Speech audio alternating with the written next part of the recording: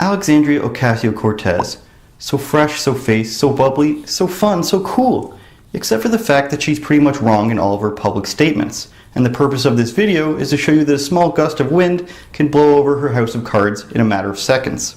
Case in point, a recent boycott against the New York Post for this cover, which they say is an incitement of violence or mean to Representative Ilhan Omar for saying that 9/11 was some people doing something. Now, besides the obvious problem of mischaracterizing this mass terrorist attack, it was said in front of a CARE event, the Council for American Islamic Relations. So obviously, she's not going to get up there and say that this was an Islamic terrorist attack, because it would really hurt her point of view and really wouldn't relate to the audience that well. Now, besides the fact that people who agree with AOC probably wouldn't be buying this newspaper anyways, isn't everybody pretty much already boycotting newspapers across the board? I mean, pretty much haven't we decided that we're going to go digital? Next, she and others prevented a huge Amazon campus with a bunch of infrastructure from being built in New York City. Why? Because of the $3 billion in government incentives New York was going to give her. One of the reasons being quoted as the campus would accelerate gentrification in nearby neighborhoods and contribute to the displacement of New Yorkers in low-income communities. I mean, that's a fair point, I guess. But what will displace New Yorkers more? Not having the 25,000 jobs that you cost them. Probably something about the president that maybe a lot of people don't get or understand unless you kind of have that New York context, is he acts like, you know, he's one of these shady real estate developer guys that may or may not be involved with the mob. Like, that's like the personality type that is elicited. And like all New Yorkers know that guy. Like, I've bartended for that guy. I've waited tables for that guy. And the whole style of it is that you do everything. Even Michael Cohen talked about this during his testimony to oversight, is that he doesn't say, hurt this person. He doesn't say bribe this person. He doesn't say, you know, do X, Y explicit thing. He creates in a huge environment of suggestion. Now, what she doesn't know, obviously, is that in the early 90s, Trump went to Congress to solicit them to get the mob out of Native American casinos. Trump being in the casino business, he saw that the mob was infiltrating the casinos pretty much from the top down, and said that the FBI didn't have enough people in there and wasn't doing enough to remove the mob from those casinos. But to sit here and listen, as people are saying that there's no organized crime, that there's no money laundering, that there's no anything, and that an Indian chief is going to tell Joey Killer to please get off his reservation, is almost unbelievable to me. Something I think I've spoken a lot about on this channel is the fact that if you just think of the first counterpoint to your argument, you're already ahead of most people. Probably about half of people don't think of the first counterpoint to their argument because they rarely get challenged. And that's all you need to do to be ahead of the game. So here's AOC saying, oh, there's just so many things you can impeach Trump for. And the host just says, okay, then name some of them. You could reach in a bag and pull so many things out that are impeachable of this president. I support impeaching this president. 2 and 3? 2 and 3. I think 2 would be tax fraud. Mm-hmm. And number 3, man, I mean, there's just so much. Okay, let me ask like you. The census, there's, right. You know, I can't even, the tax bill. It's like, there's just so much. So she's saying you should impeach Trump for putting the question on the census of are you a citizen, kind of an insane stance to make, and for putting through the tax bill, a bill that was put through and approved by all the branches of government, and something that's in effect to this day. So impeach a president for a tax code that you disagree with. That's pretty interesting.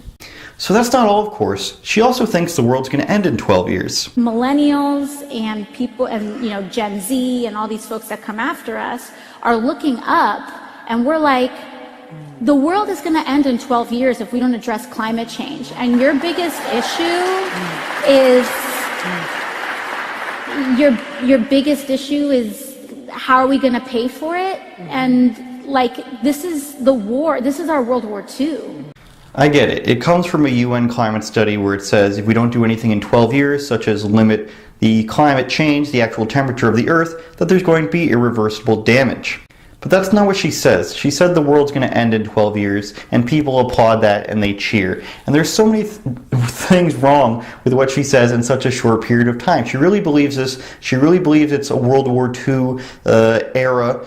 She says this in her Green New Deal. They say they need to ramp up production to World War II levels to save everything. And there's a lot of ignorance that goes into all these positions, like the fact that the UN is biased, the fact that these things have been said before, the fact that she talks about younger people like she's one of them, and talks about all these older generations that just don't understand it when she's almost 30.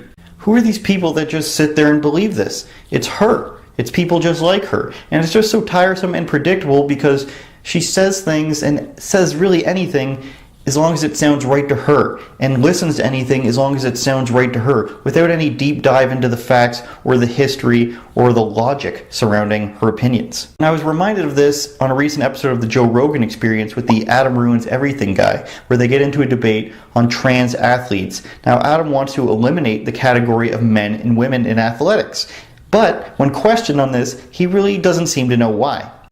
Adam makes a claim, Joe rebukes it, and then Adam coils back into the I'm not an expert on this subject, or I haven't seen that study, or I haven't read as much into it as maybe I should have, so we should get somebody else on here to answer. Now, that reminds me of AOC in the sense that it's pretty obvious that he's never been really challenged on the subject. He doesn't really have any research on the subject. He's just going with what he feels and what he's been told and what sounds right. And even though, again, he's not an expert on the subject, he has very strong opinions on it that are very solid, and he speaks from a real authority on the subject. And like I said, it's also tiresome and predictable, and just like her continuing to pretend that she's from the Bronx, even though it's been disproven that she didn't really grow up there at all, she continues to use this as reasons for doing things, like talking with a fake accent to a group of black people. I'm proud to be a bartender. Ain't nothing wrong with that. There's nothing wrong with working retail, folding clothes for other people to buy. There is nothing wrong with preparing the food that your neighbors will eat. AOC's not some rough and tough bartender from the Bronx, you guys, that really made it in the mean streets and built her way up from the streets and out of poverty and all the way into Congress, and it's the greatest story, and Sandra Bullock's going to play her in a movie. She didn't just grow up in the Bronx. She's not Jenny from the block. She just pretends she did, and she's actually from a place called Yorktown Heights, which is pretty affluent and pretty well off. And she's been called out on this many times, and she just keeps going with it. So here's an example of that. But Alexandria Ocasio-Cortez, for her entire life, beginning in kindergarten, when she was just barely conscious, lived in Yorktown Heights, which is a very wealthy suburb. It's a town in Westchester County, and coincidentally, it's the town right next to the town that I grew up in, except the town that she grew up in is much more homogenous, much less diverse, much more affluent than the town that I grew up in, but it's right next door, but she keeps pretending that she's from the Bronx. So anyway, she tweets this out, and I just start tweeting out and pointing out that she didn't grow up in the Bronx. So I say, you grew up in Yorktown Heights. The average household wealth of in Yorktown Heights, in this suburb, is $1.2 million. And I say this because when you compare it, the average household wealth in the Bronx is about $400,000.